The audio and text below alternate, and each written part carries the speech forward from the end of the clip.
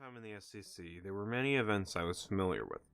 Cloak and Dagger, the alt commentary community, the numerous dramas with Susie doodletones, which, God, I backed the wrong horse in some of those cases, but that's my own L to take, etc. But in the last couple of years, a lot of those events have been dissected / torn apart by those in the community, as well as outside of it. However, there are two that have not, as of this script creation. The video released by Susie titled The SCC's Communication Problem, and a document released in January of 2022 titled Rachel Rae Mills is an Abuser, written by Artem Musha. And since I don't have the patience to sit through the former currently, I will instead deal with the latter and break down how it's one of the dumbest fucking documents this community ever wrote. Fucking fanfiction writers could write better than this shit. But first, I may be asking, who is Rachel Rae Mills? And why does this document exist? Well, the latter was created as a way to find all the testimonies in one place instead of having to sift through multiple threads spread all over social media sites, which we'll see how quickly that fucking backfired. As for the former, I'll quickly explain.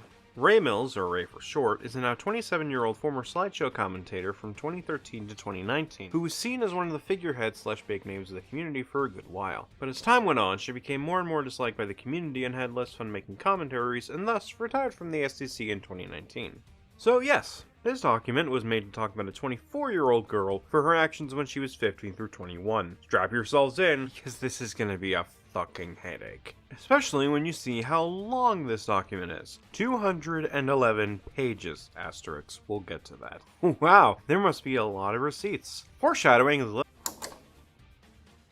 begin this journey with a foreword going over the reasons / build-up for this document's creation. There's not much of note in this portion, but I do want to highlight something. If this was simple friend drama and petty squabbles, I would not be taking these steps. Keep this in mind, because while Artem may not be guilty of this in the document, some of the other participants are.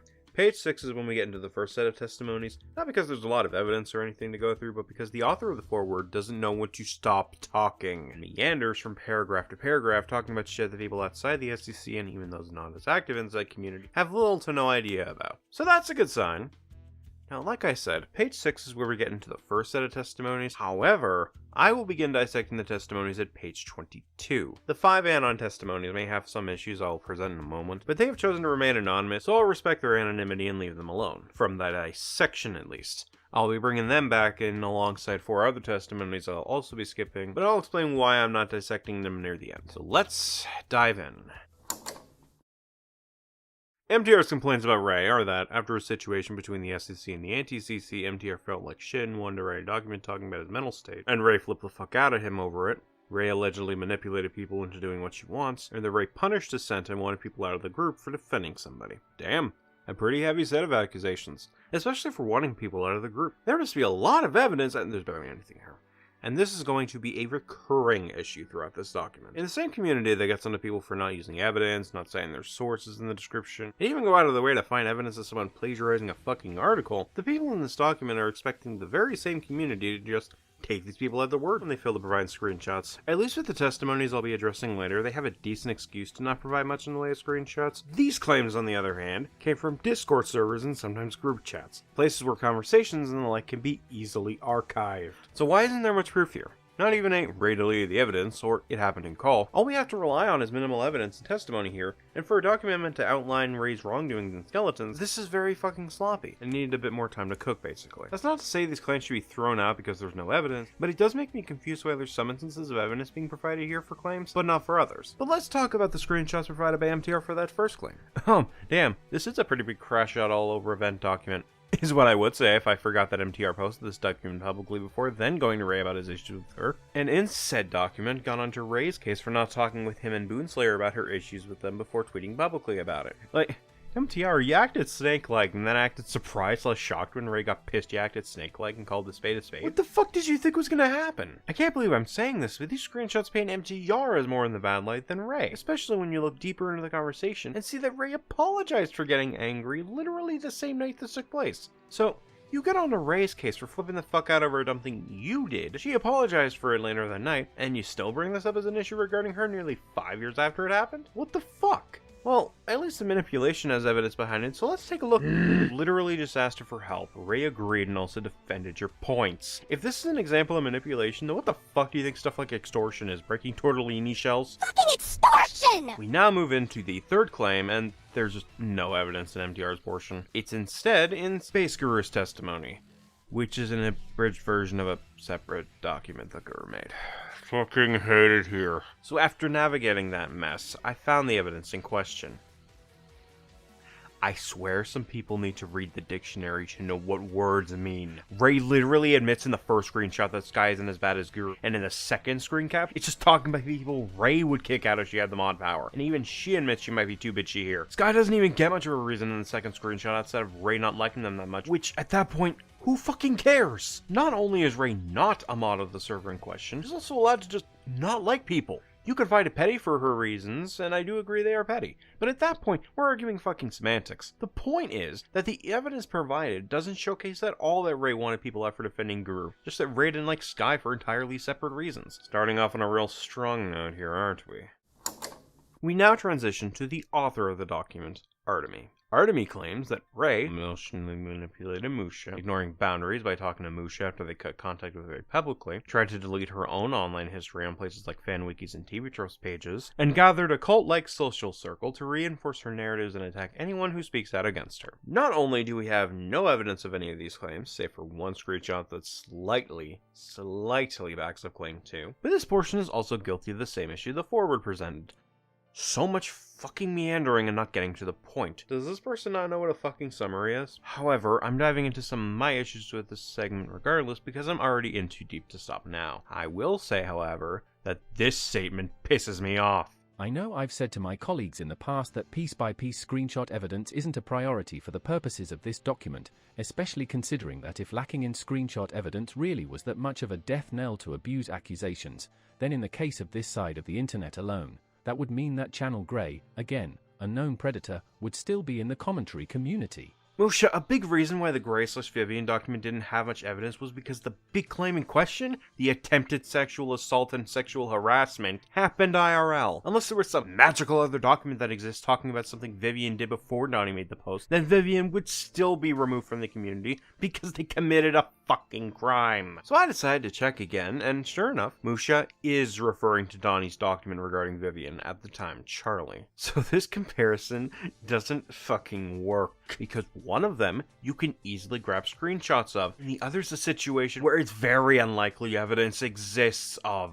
The community threw out a fucking criminal, plain and simple. And if people were asking the victim of SA for evidence of it or it just didn't happen, I'd ask them what fucking meds they were on. Donnie's document, while I'm not sure if it was the first to bring this forward or not, did partially help get the ball rolling, and others would later come forward with similar experiences. Leo would be an example of this, another person I'm leaving out of this section for reasons I'll discuss in a bit. So there was tons of statements to corroborate Vivian's terrible action, and the fucking balls to even bring this up as a comparison is fucking disgusting. Like, holy shit, this is bad! Claim 2 largely boils down to Rae being a bad friend, sure, but that's really about it. Claim 3 is such a non-issue compared to literally everything else this document alleges about Rae, because not only can those edits be undone by the mod staff of both the wikis and TV tropes, it also just paints Rae as a clown for trying to hide shit, and not an abuser like the title of the document claims. And Claim 4 is just based on, trust me bro. That's interesting, Senator. Why aren't you backing up with a source? My source is DeepSeek. Oh, and despite not getting permission from the author to post this, and said author wanting the document to stand on its own separate from the Rae doc, Musha just TLDRs one of the statements of Rae's IRL victims, and attaches it to this document. For the same reason as Leo and several others, I am also leaving this victim of Rae's, who I am blurring / not stating to keep them the fuck out of this situation, out of this dissection. I should be angrier at this, but I need to focus on the target. All I will say is, this is fucking gross, Musha. How fucking dare you?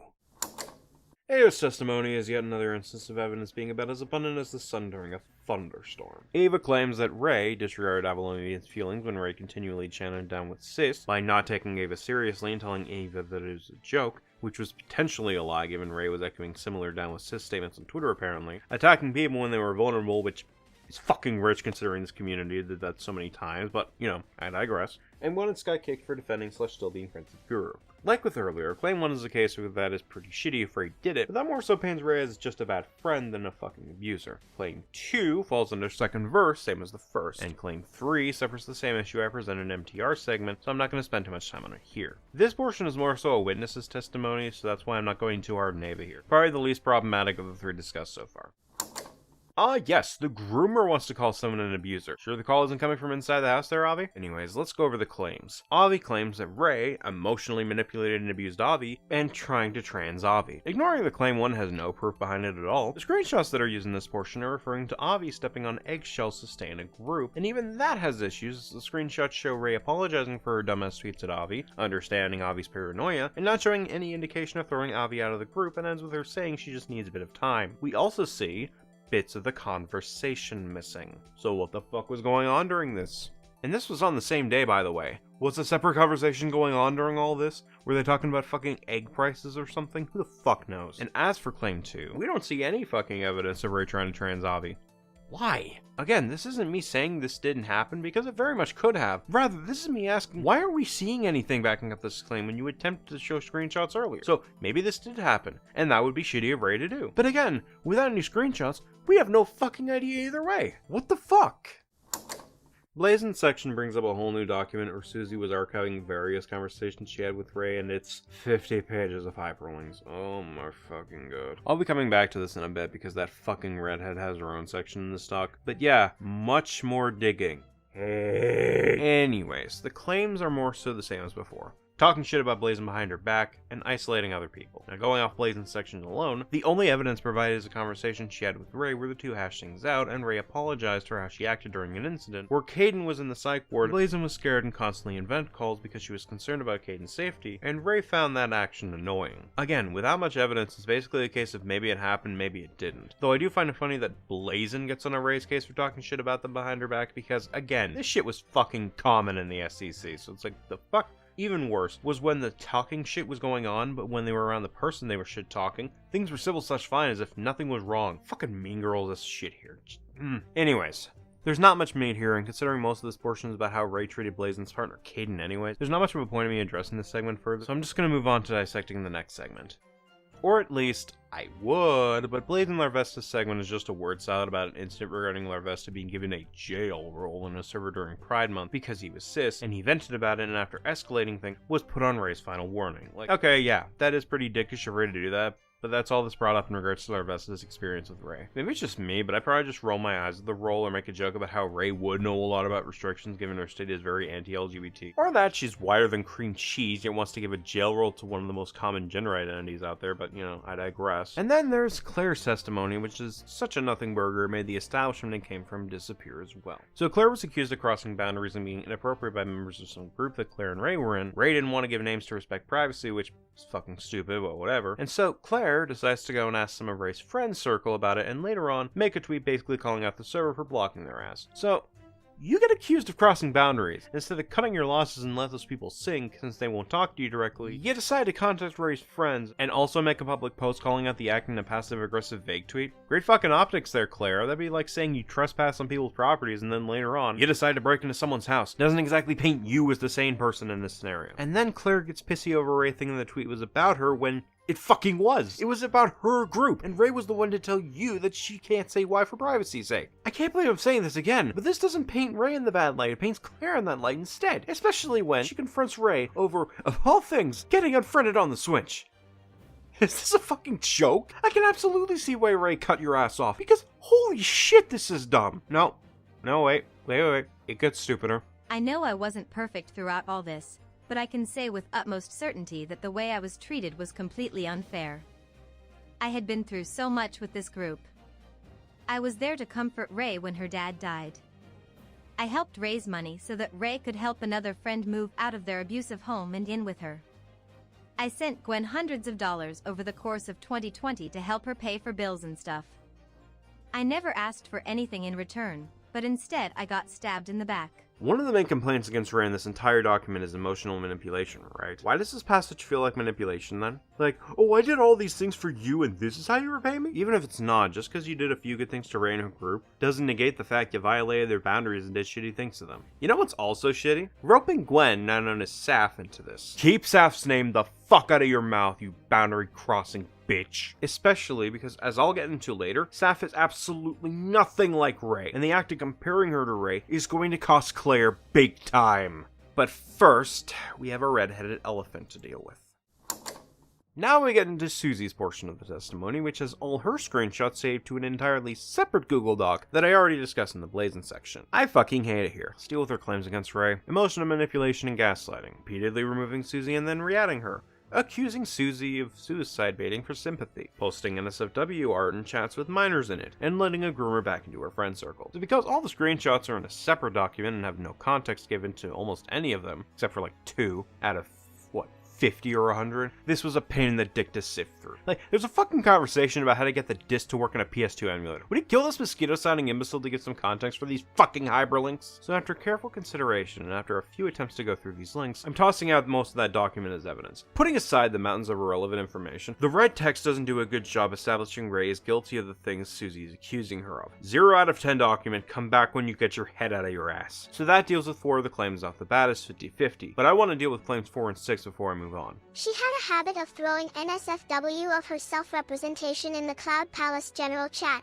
which, I want to clarify, had minors in it at the time, as New Metal Slayer, Jody Rue, Lunatic, Ash, and ironically enough, Keyblade himself, were minors, before she went on to remove it within the minute and acting like nothing ever happened. Susie, if this was enough of a pattern that you called it a habit of Rae, why the fuck didn't you kick her ass out of the fucking server? Like, yeah, what Rae did is scummy, but so is not removing this threat against minors from your group. Then again, it wouldn't be the first time Susie failed to protect minors in her goddamn community. And as for claim 6, oh, that's fucking rich. Because not only did you keep someone who posted NSFW material in an area where minors can see it, you brought Horus/George back into this fucking community. Someone who grew multiple minors. What fucking high ground do you think you have in this situation, Susie? A fucking step stool? Again, what Rae did is scummy. But she's not the only one, Susie. Holy shit, I hate this document. Speaking of hate. So Heaton's portion is just a Twitter thread with no evidence, and at this point in the script, I'm getting so fucking tired, so I'm just moving on.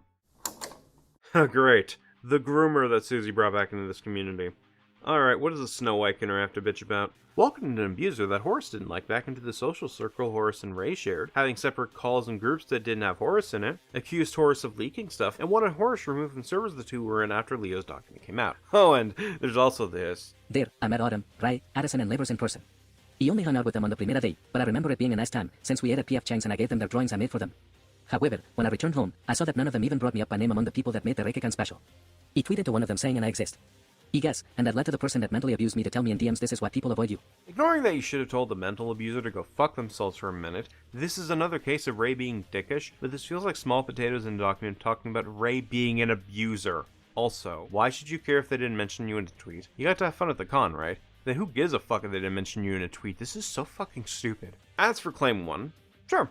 That is pretty bad of Rae to do that. It's also fucking rich of you to complain about this, Horus, considering you groomed 3 minors. It's like watching Epstein call out Kevin Spacey. You both fucking suck. Claim 2 is petty as fuck. Oh no, not a separate group without you in it. Who fucking cares? Claim 3 literally got resolved in 40 minutes, so why is this even here? While claim 4 is fucking stupid, no shit Rae would want you out of the servers the two of you were in. You were at it as a fucking groomer, dumbass. Again, how does this paint Rae in a bad light again? Like, what a monster Rae is for, checking notes, getting rid of a groomer in some of the servers. What a bitch. Jiggy's section is another case where Rae is being a dick, not so much an abuser, so let's just move on to Kaden, who was also heavily inappropriate to a minor. God, so many awful people in this document. Is this what would happen if the Suicide Squad was in the SEC? So what does the creep from the east have to say about Rae? Abandoned Kaden when he was in mourning, talked shit behind Kaden's back, and isolated Kaden after another mental breakdown/episode. So I guess this cats ate the evidence of Rae doing these things because it just doesn't exist here. But this seems to be a common pattern at this point, doesn't it? So back to the fucking Susie doc, I guess. Yeah, at least this shows Rae being a bitch. Why do I even bother? Why do I even bother? How the fuck is it, yet again, that Rae was in the right here? I feel like I'm living in fucking opposite land. So not only does Kaden not provide any evidence to Rae doing this, the evidence that is available thanks to Susie only paints Rae in a more positive light than negative. I fucking hate it here. Again, this is about Rae being an abuser, right? Keyblade Mr. A sections are nothing burgers with, shocker, no evidence. And Leo is being excluded for reasons I'll get into later. Oh, that pin's gonna be painful when I finally pull these out. So now we deal with Master TP10. TP's main claim is that Rae blocked him in 2020 for being a toxic friend. which does feel like a dickish thing to do, until you read the rest of TP's statement and find out that Rae had every reason to block him. He leaked private messages Rae was seeing to Heaton, made insensitive comments that also set off Rae's PTSD, and then he wondered why Rae blocked him? You showed Rae that you couldn't be trusted, and that you weren't someone she wanted to be around. Yes, you apologized, but actions still have consequences, and it's very much possible that from the time you apologized to Rae blocking you, Rae could have thought you weren't genuine with your apology, or that she wanted to put the SEC behind her completely. Either way, this doesn't do a good job painting Rae in a bad light, and if anything, only makes the anti-Rae side look worse, considering what one of the big names in the community at the time did to Rae, and that fucking sucks! Pink Robot section did nothing in notes, so I'm skipping over that. The crux of Porkate's portion is centered around Porkate being uncomfortable with Rae trashing on cis people and saying that Rae is a bad friend, which Porkate admits they were being bad as well during this portion of time, so it's another case of both people sucking. Skylar Tosaku's portion is basically a nothing burgers, same with Seahawks. And Silver was a victim of Rae's abuse,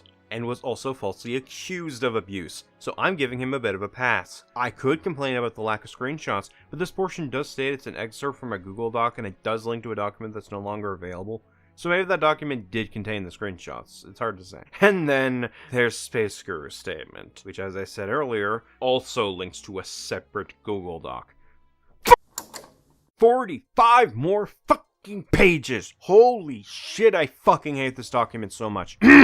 I'm not even gonna bother summarizing the main claims, I'm just going to go through some highlights. I developed 2 fucking headaches from this shit, I don't need a third. So fuck-ass McGee made a super disgusting post about the Me Too movement. And considering Rae has PTSD, Rae didn't take too kindly to this word vomit and crushed the fuck out on Twitter over it. It's almost as if saying shit like, Rape shouldn't destroy you, or victimizing yourself and others won't do you any favors. it's a little insulting to victims of sexual assault or harassment or something. As if their traumatic responses are done by choice and are not a neurobiological reaction within the body that requires time and therapy to help manage it. Holy shit, Guru, what the fuck were you thinking? Also, I'm still blocked to this day. you say this as if you're surprised or annoyed about it, when that's your own fucking fault. Actions have consequences. You crossed a big fucking line. As a bonus, Kurom Tawa asked Rae if she'd told Doodle about my post yet, as if that's any of their business. Cope and seethe. This is such a non-issue. So naturally, Rae and some of her friends had issues with Guru and called his ass out on Twitter, one of which being Joni Rue, who dug up one of my initial hashtag MeToo tweets weeks after the fact just to fling more shit at me. Here's a spoiler for you, Guru.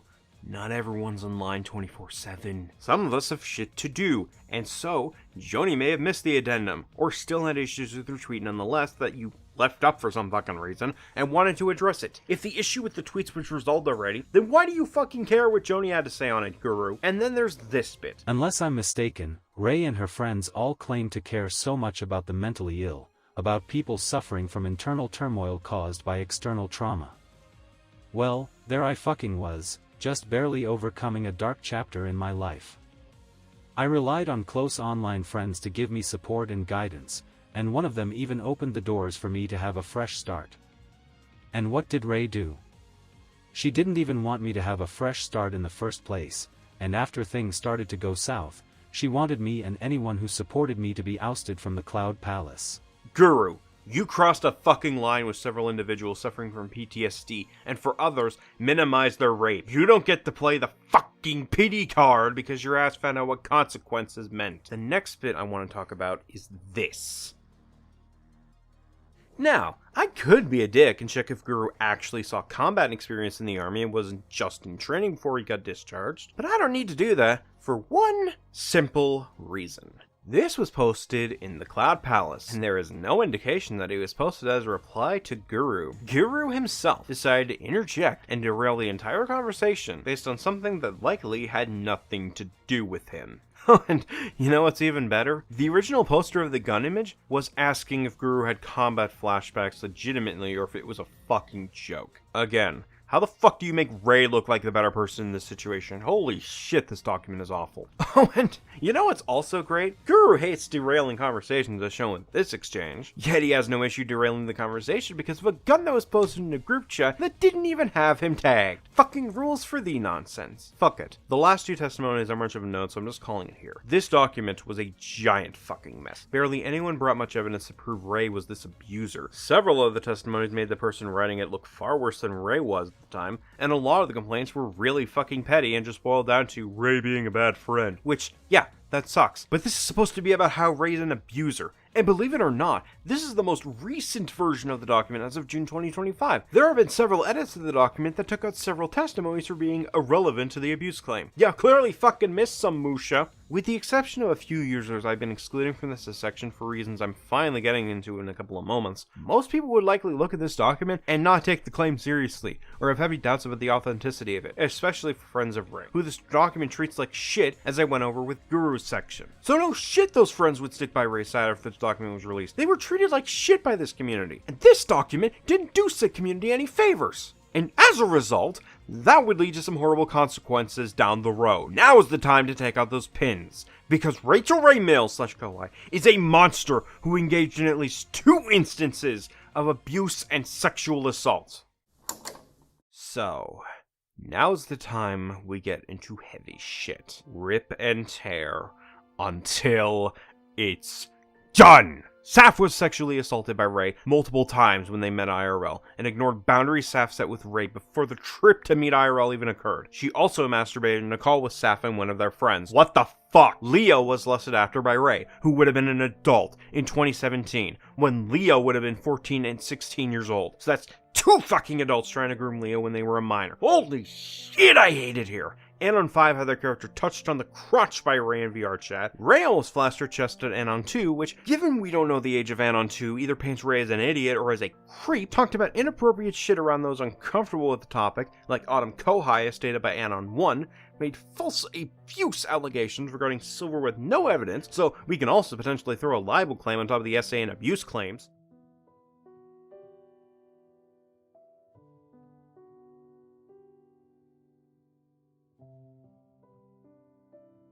So if you have the stomach and are over 18, please, please, please read the documents of Rae's victims. For so long, the SEC went out of its way to speak over, to silence victims. It's time we give the victims their voices back. Let them speak and let them shout. Rae deserves prison.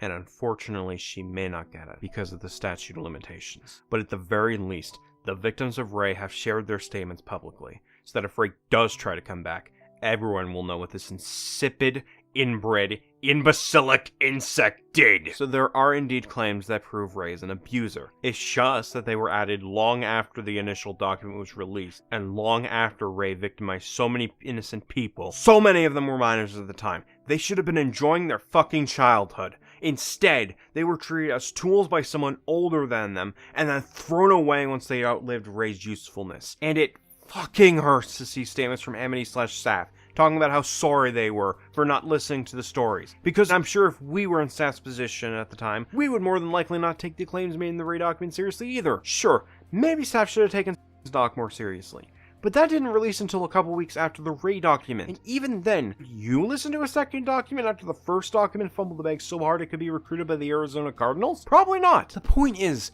the opening section in Saf's doc blames themselves for not listening to the story, when that's not her fucking fault. None of this was.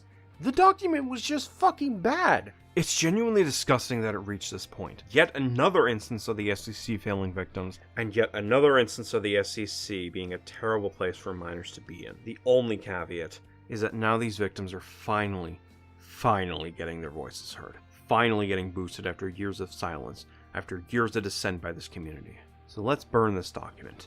Let's hear the victims roar, as the screams of the old SEC become overpowered, then ignored, and then silenced. Some may call this fate. I call it karmic. Thank you all for watching, and take care.